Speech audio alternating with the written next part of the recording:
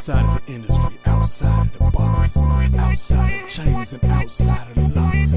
Outside of the industry, outside of the box, outside of the chains and outside of the locks. Outside of the industry, outside of the box, outside of the chains and outside of the locks. Outside of the industry. You are now tuned into Industry Outsiders Radio broadcast. We welcome you with your host, Wise Guy Pug. Let's go. Outside of the industry, outside of the box, outside of the chains and outside of the locks. Outside of the industry, outside of the box, outside of the chains and outside of the locks. Outsiders.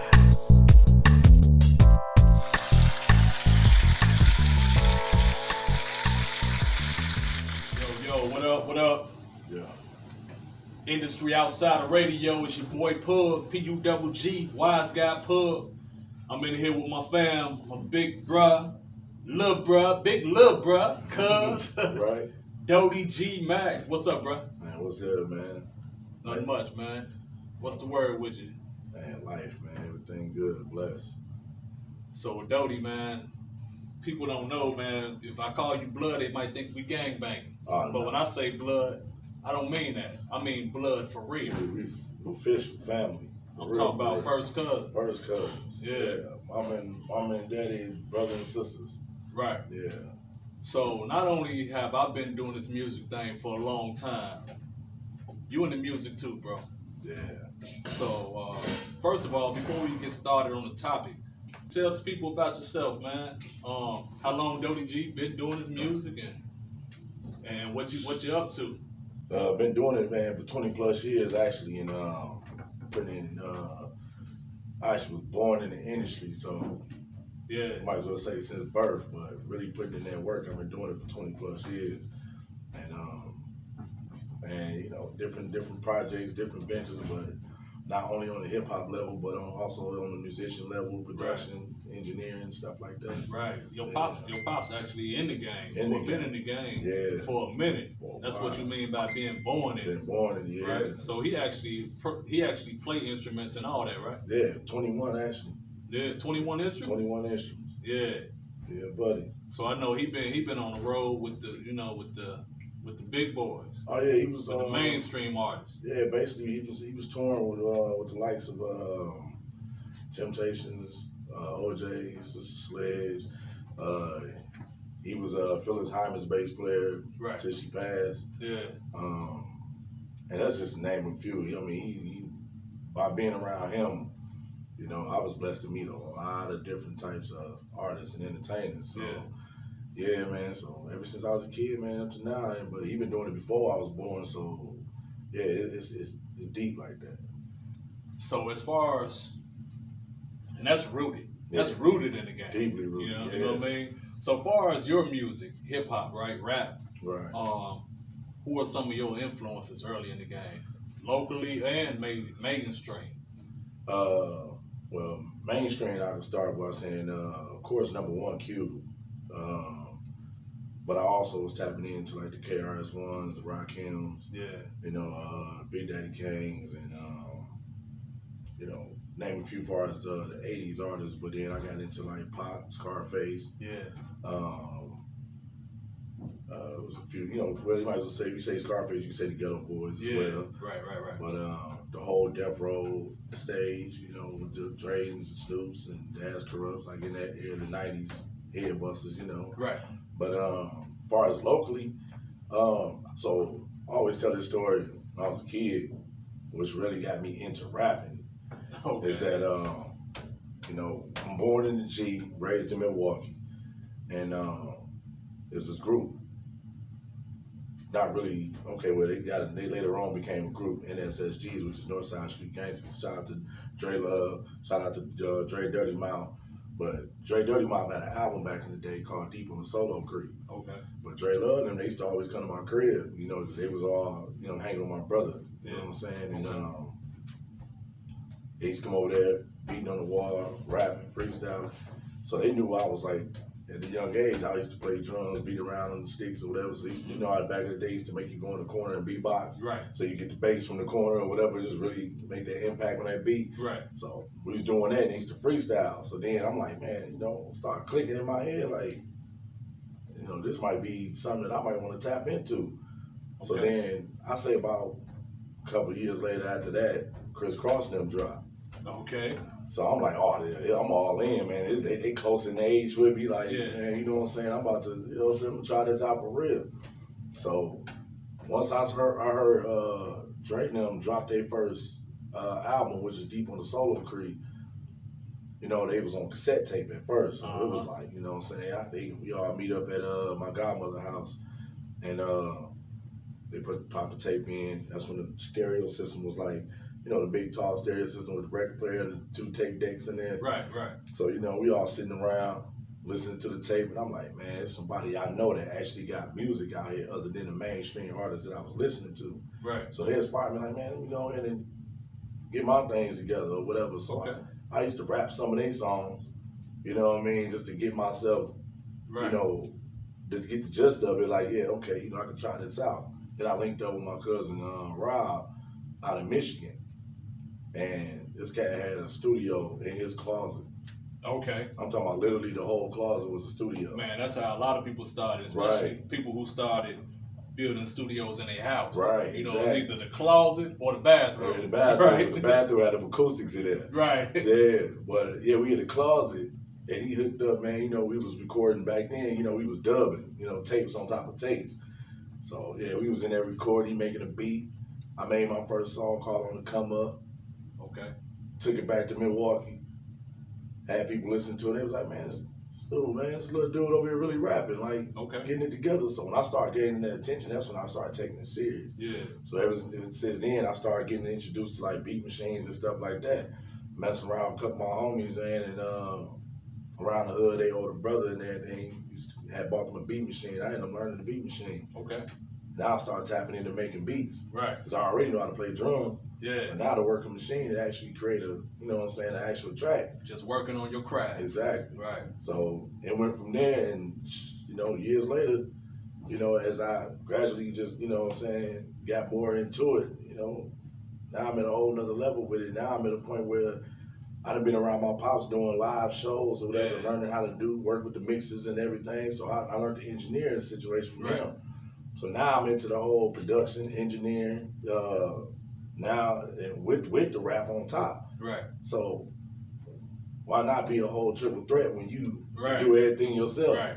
So You know what's funny is, as far as the rap side, one of your first influences you just named was Ice Cube. yeah, And it's crazy because when I first heard you spit, right, first thing my mind went to was West Coast. yeah, Like West Coast, I hear the West Coast in your flow, even in how you dress, presented Right. yourself West Coast. Already. Dickie suit, khakis. yeah, But with the Midwest slang to it. right. You had like a West Coast style. With the and Midwest flow. lingo. But Yeah. yeah. So that's the way I was like, okay.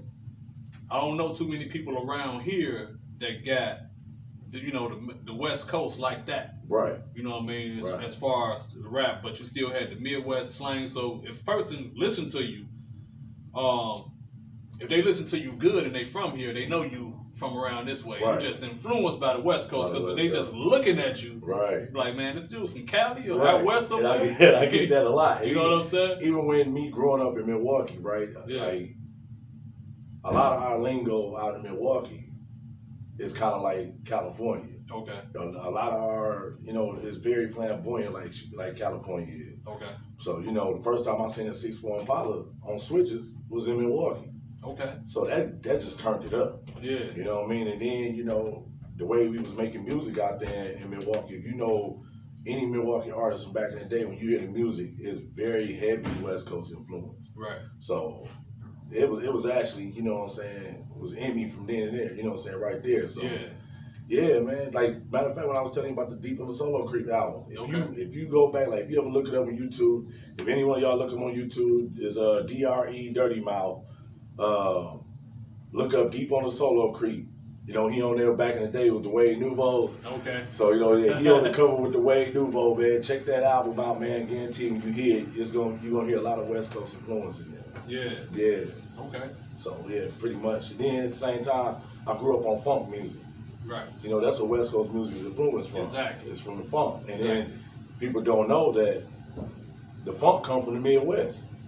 Okay. You know what I'm saying? Okay. Dayton, Ohio. You know what I mean? Yeah. Ohio players and all that stuff. All that, yeah. So you know, a lot of the funk is heavy coming from that way. Bootsy Collins and all them. Yeah. Parliament Funkadelic, they come like out this way, you know, Right. Midwest. So the West Coast tapped on it, especially when Roger Troutman came in the game. Right. So yeah. You just sprinkle some jewels in there because a lot of people don't give the Midwest that credit.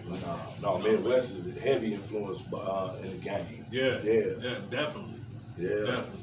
So this brings me to this subject.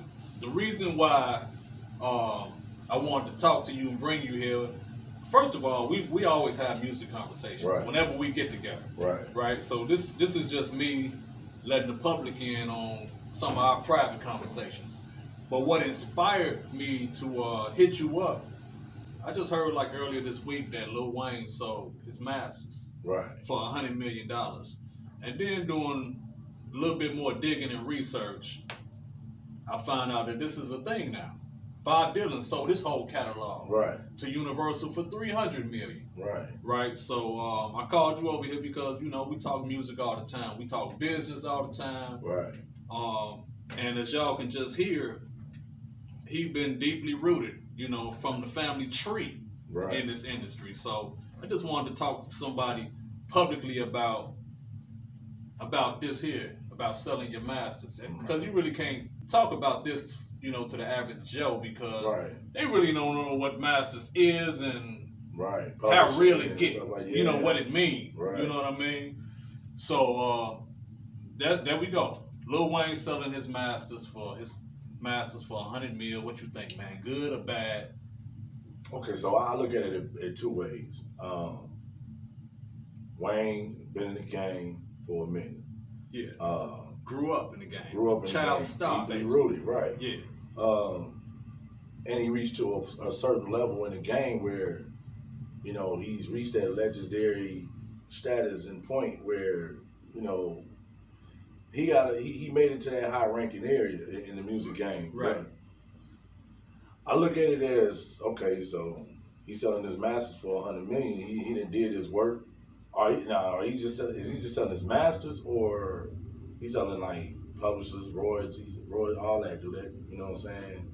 Because it's one thing to sell your masters, but to get your royalties and your publishing off whatever is different. But him selling his masters, I mean, me personally, I wouldn't sell my masters at all. I mean, I want to own all mine for life. Right. You know what I'm saying? I'm going to keep getting those residuals in, but he's selling it for $100 million. Yeah. You got to think about what his plan on. His plan is about after that. So you wouldn't sell yours. Why not? Is it just about the residuals, or is it deeper than that? It's to me, it's just the longevity as far as generational. Right. You know what I'm saying? Right. I want to have something that's constantly bringing something in and take care. My kids, grandkids, and kids all the way down. Exactly. Okay. And so I want them to eat off of me for life. Right. But if I'm giving all my stuff to somebody else, then now I'm forced to create something else. Yeah. You know what I'm saying? That's mine in order for me to be able to give that. But ain't no telling, because for me on the outside looking at Wayne, his family set for life. Yeah. So I hear you. He might be having a power move. We don't understand. Right. And we don't know all the details of the deal. But just looking at that situation, right? I would say it's a bad idea because for some of the reasons you said, I look at masters as an asset. Right. It's an asset. It's one of those things that brings and builds generational wealth. Right. So if he owned that to begin with, for them to buy it from him, he had to own it, which means that he was in a very powerful position because like you said, he was a child star in the game. He's been rooted in the game ever since Hot Boys to his whole solo career. Yeah, right. And some people might not like Wayne, but to be 100% honest with you, man, he's like this generation Pop. He's actually a businessman as well. Yeah, he's like this generation Pop. And if something was to happen to that brother, like a lot of the new artists today, when you look at them, right, Wayne fathered that look. Yeah, you know what I mean? Yeah. As far as these dreads, the skinny jeans, the colors, the different colors, all of that is all Wayne. So he's very influential. So if he sold his masters for $100 million, just think about how much his masters was worth. Right. If they gave that brother $100 million. Right. And you just said something very important. How you want your family to eat off that for generations and generations, right? So it's basically like he kind of sold his legacy. Because what I mean by that is, we know his daughter, Reginae, and we know he got more kids. I don't know how many more kids, but if he sold his masters, then that means that Reginae's kids, her kids, they, you know what I mean, don't get none of that streams of income in the future. Right. You know what I mean? Just say they use Lollipop in a movie 20, 30 years from now. Won't be getting nothing off. His family ain't getting that. Right. You know what I mean? But Universal, whoever bought his masters, right? Right. Their family getting all that. Exactly. All that. Because they bought it. And they eating well off of it. They gonna eat well. Timeless music. And just think about the many different avenues they can put this music. Right. Whether it's movies, commercials, TV shows. Right. All of those are different streams of income that Wayne just cut himself off from. That's gonna actually triple or quadruple that $100 million that he sold it for. They know it already. Yeah. They gonna make billions off him alone. Exactly. You know what I mean? And that's my thing about it. I'm like, as long as Wayne been in the game, I would have thought that he would have had that money. Like if they offered him that money, he been in the game so long, I would have thought that's something he should have been able to laugh at. Right. $100 million. Do you know who I am? Right, exactly. You know what I mean? Right. And like I said in the beginning of this talk, we don't know the details of that deal, right? So we don't know if that includes, I don't think it may include the mixtapes or whatever, but we don't know. Right. Because you ain't really supposed to make money off the mixtapes, but he Wayne. Right. You know what I mean? They gonna break bread regardless. People want that no ceiling. People want the Lil Wayne. 500 Degrees when he started with Squad Up and all of them. Lil Wayne, right? Lil Wayne got so many different mixtapes, bro. Right, I can't feel my face or something like that. All that stuff, So we don't know if that include that because we don't know the details. Even if it just included his catalog from first, Carter 1 through 5. Or we can take it back to The Block Is Hot. Yeah, exactly. All right. So we don't know how much of that music he sold, but still, that's Lil Wayne, and all that stuff gonna be worth billions of dollars. So they're not saying particular on which catalog. They ain't say. They just say he sold his masters. You know what I mean? So maybe it's like they left it up in the air like that, and maybe Wayne's smart. Maybe he only sold his masters to one album. Right. You know, not saying that that's smart, but that's smarter than us thinking he sold everything. Right. You know what I mean? I would hope he didn't sell everything. I hope he didn't either. Because I feel like, because now if he sold everything, I'm thinking there's a bigger problem. Right. I'm thinking there's a drug problem, which we probably heard. We've heard through grapevine there's been a drug problem, right? So that ain't far-fetched. But I'm also thinking that, because he just recently got caught with a gun charge. Well, they recently charged him. I heard the gun charge was actually old. So they recently charged him with it. Right. So what made them charge him with it? Is that like some funny stuff to get his masters? Like, you plead to this, we gonna hold these years over your head if you don't do this? You know that industry kind of funny, man. You know what I mean? This something that a lot of people don't know, and a lot of us don't really think about it. But we don't know if he fighting for his freedom. Right. But if he used that $100 million on his on legal fees and stuff like that, if he needed money for that, bruh. That's not. That's in a worse situation because he blowing that $100 million and then he sold his masters. Yeah, then it's like you selling yourself out completely. He back to square one, right? When all that money run out, right? And we can't sit up here and act like you can't blow $100 million. Nah. Mike Tyson and MC Hammer showed us. They done blew $100 million just on. They had hundreds of millions, right? And went broke. I'm saying, but they done blew $100 million just on their estate. Yeah. You know what I'm saying? So yeah, $100 million nowadays is like 100,000 to them. Yeah. You know. Like I was telling Cuz, Leo Vuitton on yeah, shout out to Leo. Yeah, we chopped it up a little bit back and forth on the Outsider page. Yeah. And he was saying how Lil Wayne, that's a lot of money. A whole lot of money. And I was telling him, it's a whole lot of money to us. $100 million. To us, yeah. You know what I'm saying? To us. But somebody like Wayne that's been in the game that long, that shouldn't have been that much money to him. Right. You know what I mean? And like I said, you can blow that money. Ain't no telling what his monthly expenses are. Right. You know what I mean? And then we also looking at his, you know, as long as he's been in the game, the amount of money that he's made over the years. Yeah. You know, what's $100 million? That's what I'm saying. But we already know that Baby, you know, he was going back and forth with Cash Money for some money that was owed to him, right? Yeah, but he got. But they say he got paid. Yeah. You know what I mean? Settled. So that's supposed it got settled. So that $100 million shouldn't have enticed him to sell. And we just assuming. We just talking this hypothetical allegedly, as if he sold his whole masters. Right. And we using Wayne as an example because he's the latest. He's the hip hop artist that's been in the spotlight this week. But this is for anybody. A big trend too. Right. That's selling their masters right now. Yeah. So when I think about it, is like, okay, so Wayne's, like you said, Wayne's selling his masters. And then again, you got to think deeper than that, like what masters and to what. And, you know, so like I said, we don't know. Right. You know, but at the same time, just the thought of selling your masters. Right. Like, I'm a big fan of Nipsey.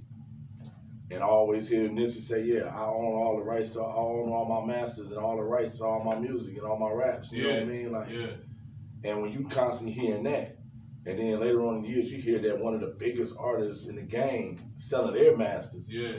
When this person here was coming up telling you like, yo, man, ownership is everything. It's been about, this whole year been about ownership. Right. Support black businesses. Exactly. Start a business. This whole pandemic been a gift and a curse. Yeah. You know what I'm saying? Because it's teaching us how to get back to hustling, putting in that real footwork again. Right. And then, you know, appreciating what we have and being able to know how to, you know, manage everything that we have. Right. But, you know, now, you know, you still got people that actually still sitting on old money. Yeah.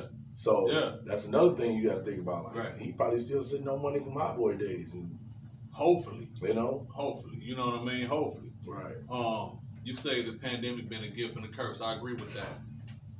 The curse, I believe the curse has a lot to do with, as far as the music industry goes, has a lot to do with them not doing those shows right now. You know what I mean? That's the curse. Right. And did Universal use that as their advantage? Because you know, we all know streaming ain't making no cash like that. Streaming ain't making no money like that. You know, we made, as an artist, you made more money selling physical copies, whether it was cassettes, CDs, whatever. Right. So right now, since streaming and everything been digital, right? These artists not really making no cash like that streaming. No, not at all. They counted all their money. Right. They counted everything they made on the shows that they booked. And the merch that they sold on them shows and on their websites. That's actually how they really make their money because you know, album sales, nobody not buying albums no more. Right. So it's all these streaming services, right? I think the bulk of the streaming title giving them, and that was the reason why Jay-Z created it. Right. Right? But it still ain't close to you selling them physical copies like that, right? No, not at all. So this year, artists haven't been doing no tours. If it wasn't for the Versus battle with Swiss Beats and Timberland, we wouldn't hardly be no money in the game right now, right? Right. But even a lot of artists not even getting that opportunity. So could it be, and I'm just hypothetically speaking, because I'm looking at the whole picture here, could it be the Universal seen that and just threw this big lump sum of money out there to a person like Wayne, who they know catalog is worth billions of dollars? Yeah. Hey, he ain't doing no shows. His monthly expenses got to be this, and this. I don't know how many cars he got. I don't know how many mansions he got. Right. He got kids. If we throw this money in his face, he'll probably take it because he ain't doing no shows like that. Right. You know what I mean? So did they use this pandemic as an advantage for them to squeeze out, right. squeeze artists like Lil Wayne, right. or Bob Dylan, or how whoever else? It's like taking something to the pawn shop. Exactly. You know what I'm saying? Yeah. And whether you're going to sell it or you're going to come back and get it. Yeah. You know what I'm saying? But then it's to the point where you never know what the struggle is. Yeah. So for him to be able to say, you know what, yeah, I'm just going to be on and sell it for this $100 million. And that's like a dope fiend price. You know, the pawn shop treat us like dope fiends. Right, bro. right. You can take a 14 karat gold, whatever. You can take something nice to the pawn shop, and they say, I give you $20 for it. They're gonna pay you 10% of what you paid. I give you $50 or $100 for it, and you be looking at them like, I'd rather go home and give it to somebody for it, depending on your situation. Right. Depending on you might be down on your luck, and you might get to the pawn shop for a meal. Right. But I look at that, $100 million to somebody like Wayne for something that's gonna take him, that's gonna generate income for the rest of his life, his kids' life, his kids' life, bruh. And they got a thing now where they have. I was listening to an interview with Genuine, and he was talking about how Pony is still making him money right now. Yeah. And I thought about all the movies that Pony was in. The song. So it was funny that after I watched that the interview with him, Wild Hogs came on. Oh yeah. And it's a part in there when they was at this function at this little this carnival or something they had in this little town they was in. Okay. And there was a cat up there, cowboy hat on, what I'm saying, little jeans with the little button up, the cowboy boots, singing Pony. Ooh wee. You know what I'm saying? Wow. And he said before you know it, he had a check coming in. Right. So with that, it's like, think about what Universal doing now. Like you said, years later, you hear Lollipop or something, and he just sold it. Yeah, he just sold it. You know what I'm saying? So his family ain't getting no money from that anymore, but their family is. Right. And I just it rubbed me the wrong way when I first heard it, because I can remember when Bob Johnson sold BT, I was heated. Yeah. I was heated, bro. Yeah. I mean, like, upset. I remember when the FUBU guys sold FUBU, and next thing I know, I'm seeing FUBU on Walmart. Right. You know what I'm saying? Yeah. It's like they really didn't value it. They really didn't want it. Like, they just bought it from them because we owned it. Right. Because it stood for us, by us. Right. And they wanted to take it, and they threw it in Walmart for cheap. Dirt cheap, yeah. You know what I mean? And I just never really liked that. Like, why we always gotta sell our stuff? We need to keep that. Right. You know what I mean? We need to keep that. That's your legacy you selling. Right. See, you know what? There's a lot of brainwashing situation in this whole game when it comes to this whole money thing. Yeah. Livelihood, lifestyle. You know what I'm saying? I was talking to somebody, and I think, it's just a little bit off the subject, but I was talking to somebody about clothes. Okay. And they like, you know what I'm saying, man? Yeah, I'm about to go get this Louis, you know what I'm saying? This Louis outfit or whatever, this Louis belt, and I'm about to go get these Gucci shoes and this and that. And I said, hey, man, have you ever went to a store and saw a shoe with just whatever name on it, and they selling it for $20? And you pick that shoe up and look at it, but the style of it is appealing to you. Yeah. And you're like, man, this is nice. I'll go get a whole outfit with this. Yeah. But on the outside, everybody else, they be so hooked up on the fashion name brand. They be like, man, you got some knockoffs. Yeah. But no, take the time to go and look at that name on that shoe and look it up. And when you find out the actual worth of that shoe and the value of that shoe, you'll start thinking different. Yeah. So I start looking at stuff like that, like, you know what I'm saying? And for me though, it's about quality to me. Well, right. It ain't really about the name brand for me. You know what I mean? I wear name brand stuff, but I also will wear something like that. If I see in the store that's dope and it ain't number $20, right. I'm thinking to myself, Because I don't follow trends. I feel like I set trends. Exactly. I'm confident in Exactly. who I am Right. and what I rock. I feel like if I see something I like Right. and it's affordable like that, I'm like, man, wait till you see what I put with this. Exactly. You know what I That's mean? the whole Because the way point. I put it together, Right.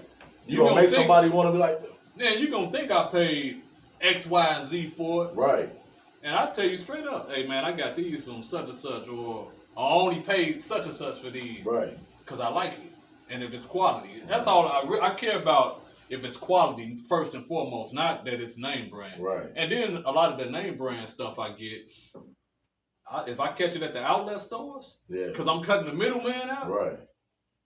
then for sure. I'm trying to get it like that. So my whole thing is value. Yeah, You feel what I'm saying? Yeah. So let's take it back to the industry part about it. right.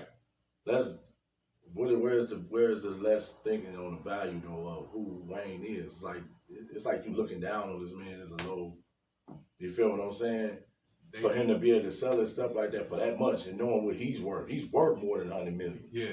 You feel what I'm saying? Yeah. Him as an artist himself, his name is worth more than 100 million. You know, they couldn't have got Jay-Z like that. No, they wouldn't. Matter of fact, Jay-Z got his masters. Right. He owned his masters. He now. own, and own a couple other people masters as well. Yeah, so they couldn't have got Jay-Z like that. Right. They couldn't have got, Prince fought hard, got his masters back. Right. Yeah. Michael Jackson. Michael Jackson got his masters and the Beatles. Right. And he has something to do with Elvis. Right. You know what I mean?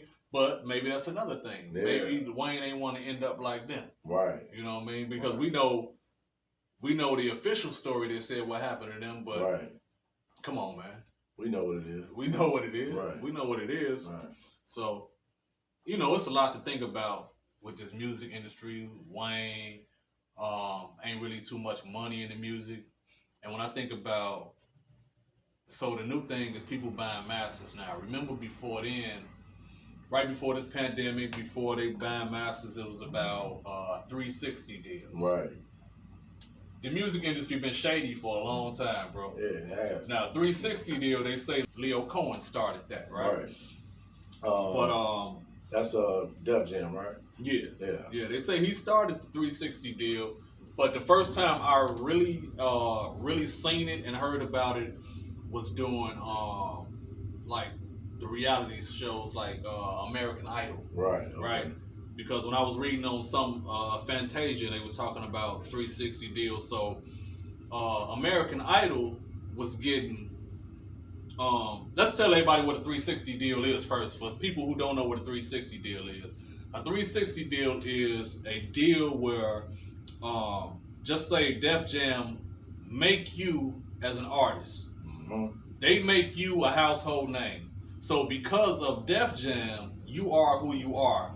So they came up with this 360 deal that because I made you who you are, regardless of whatever you do, while you with us and when you leave us, whether you start a clothing line, you go on shows, you go on tour, your show money, you be in a movie, whatever you do, we need a percentage of that. They gotta cut it everything. They got to cut it everything you do from here on out, because the reason you are who you are is because we made you. Because we put your name on a major scale, so therefore you owe us your life. Right. So that's the 360 deal. And they say before Leo Cohen that didn't exist, and that's like rape, bro. That's like get off me for the rest of my life or whatever I do. Right. That's in the contract. This Right. 360 deal. That is so wild to me. But for a person who come from nothing, and they say you get 10%, 20%, somebody might go for that, right? But they're not looking at the long haul. They ain't looking at the long haul, or maybe they are. I can see them going for that, even Right. though I feel like it's a shady deal, and I'm Right. gonna try to get around that and get something better. Right. But I can see them going for that than selling their masters. Well, yeah, think about it. The Masters probably be a part of that as well. Yeah, When they owning 50% of it. yeah, you right. So, that's part of the 360 as well. That's probably the 360. Publishing, Masters. Yeah. Well, most artists don't own their masters. Let's go on and throw that out there up front. Owning your masters is a rare thing. Yeah, well, yeah, it is. Especially if you're a major recording artist. Right. And for years and on, it's been companies owning masters like that. Yeah. Like it's like no secret. It's like they don't own their masters. Well, the independent thing really started kicking in heavy ever since the streaming thing started popping off. Though. Right. You know, because people, they're not selling CDs no more. Everybody buying CDs no more. Everybody downloading on their phones now. You don't need a major record deal. Right. You So know, now you can just blow up off the internet. Right. You get enough views. Mm-hmm. You in the game, cause you got Spotify sold up, or Right. you got SoundCloud. Right. You know, it's SoundCloud stars. Mm-hmm. You know what I mean? So YouTube stars. You got all these views and all these followers on Instagram. Right. Right. So at that point, yeah, you working with something. That's when people start owning more of themselves. Exactly. You know what I mean? But before then, wasn't no artist really owning their masters. You had to be special. One thing I say though about this streaming, or even how the game is now, and from what it was back then, it's like a reverse psychology situation going on. We came from the stages with selling them out the back of your trunk. Yeah. You know what I mean, and really putting the footwork in. Right. And then all of a sudden now it comes to the point where when the internet started popping, now you can just get famous off the internet and draw your audience and your crowd. And then now the streaming come in. So now you can just put your music on streaming. You ain't got to worry about shipping out here and there to put it in different stores. Right. Now it's getting to the point where it's starting to get back into that hustle again because now the investment part is coming in. Okay. Because now if you start understanding, like you just said, you don't make no money off the streaming. Yeah. So they working extra hard now doing shows. Yeah. You know what I'm saying, doing walkthroughs, they hosting parties. The groundwork, the footwork is getting back into the game, but it's for something else now. It's not even about selling records no more. Right. It's about getting that dollar. But if it come back to selling records, you know what I'm saying? Just like now I see they bringing vinyls back out. Yeah. Everything is full circle. Yeah. So I'm looking at it like this. I watched Nipsey when he was investing in like Bitcoin and stuff like that. You know what I'm saying? Keeping that revenue coming in on Akon. You know what I'm saying? He invested in some. We gotta have different streams right now. You know what I'm saying? But see, it's teaching you how to be a strong-minded businessman now. Yeah. In the game. Yeah. If not, then that means you enjoy being a sucker. Yeah. You gotta think outside the box. Right. Because now it ain't even just about the music or record sales. Now it's actually surviving now. Right. You know what I'm saying? And this is all what you know. Then you got to be able to maneuver around everything in this industry. Right. To be able to get that dollar. It's a hustle. You know what I mean? So yeah, I mean. So I respect that hustle, but I will say this: I kind of feel like a lot of what's going on in the music industry kind of destroyed the music industry. It watered down the music. Right. It's not. You know what I mean? The music is not the same. It's not even about music no more. It's not even about talent or any of that. So I respect anything that make a man get up and think outside of the box and hustle and provide for his family, because that's what we was created to do. Right. Right. We supposed to stand on our own too. We ain't supposed to have our hand out asking everybody else, to take care of us and support us. Right. And we got to feed our own family. We men. Right. So I respect that part. But as far as the music part, the music aspect of it, I feel like the game is so watered down right now. It's a big gimmick now. The music is not even the same, bro. When you talk about, like in the beginning when we started this conversation, when you was talking about the 90 era music, man, that music and today's music don't even compare, bro. One thing I noticed from back then and now, right? So all the music you heard back then was empowerment, uplifting. You learned something from every artist that came out. It was something that they said, or you got something out of it. Now, I ain't gonna say all though. No, I'm saying majority though. Majority, the full meat of it though. Like when it came from back from the MC Light days, and let's talk about ladies first and all that. Right. It wasn't you got to show all this in order to get to be noticed. Right. It was literally about lyrics and the message. Right. But then now it's like only time you hear that type of music is when something happened. Yeah. You know what I'm saying? There got to be something major happen. These killers from the cops or whatever around here. Just the violence, whatever. Somebody gets so tired of it, so they make these traditional songs. Yeah. But back then, we was constantly hearing that. It was constantly hearing You that. know. The music spoke to the time. Right. Right. Like now when you hear it, you might hear from somebody like Kendrick or J. Cole. Right. Or even maybe Jordan Lucas, yeah. right? I kind of, the more I hear him now, I kind of like him a little bit more because he got some substance in his music. Yeah. You know what I mean? So I like him a little bit more. But as far as outside of them, you don't hear it unless it's one of the artists that came from my era. One of the best, yeah. E40, Right. T.I. Right. You know what I mean? Somebody like that come back. Yeah. Killer Mike. Yeah. You know what I mean? Even with Scarface. Yeah. Like that Deeply Rooted album was. Yeah, that was cold. Man, listen. But he ain't never dropped nothing weak. No, you know not at all. You but know, it's good that he can drop something years later and it still had the same impact that he had years ago. Yeah. You know what I'm saying? In this era. Right. So, yeah. Right. So that's what I'm talking about. More of that need to come back. Right. You know, because then it's more appreciated. And then, you know, you'll feel good about buying something that you can have in your tape. Remember when you could drop an album and you can listen to that album for a couple years before they drop another album? Yeah. Now it's like everybody dropping like 2-3 albums a year, or in 2 years, mixtapes back to back a year. Like, come on, man. Don't even get me started on that, bro. You already know they're talking about we got short attention spans nowadays. Right. That's the reason why you got to drop so fast, and then that's the reason why songs are so short now. Right. Why I need to make a 2-minute song versus a 4-minute song. 4 or 5 minutes, yeah. You know what I mean? Like the days of the third verse is dead. You know what I mean? Or 4 verses, you know, when you got 4 minute action. Yeah. Like Bone them. It's like nowadays people frown when you put a third verse on the song. Right. Because you need to be to and through. Right. Or you can make a super long hook and 1 verse. Right. A minute and 51 seconds on the record. Right. Like, come on, bro. Yeah, I kind of get bored with that. Because I try to fit into to that era. Yeah. Ain't nothing wrong with it, but to demand that, like right. that's what's cool now. Right. Because we got short attention spans. Mm-hmm. So are we progressing or regressing? Because if we going by that logic, right, we going backwards. Yeah, we going backwards because it was cool to be smart back in the day. Yeah. With KRS-One, even in the names. Right. Knowledge reigns supreme. Right. Come on, bro. Right. And I don't even want to throw none of these cats out there like that, but whatever name these dudes are. Right. You know what I mean?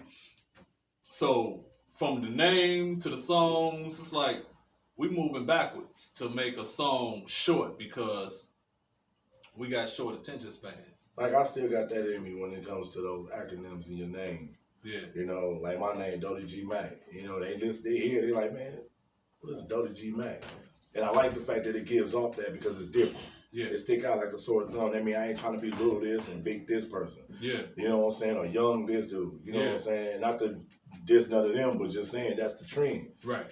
But my name, Down Original Talented Young Gentleman Making a Change.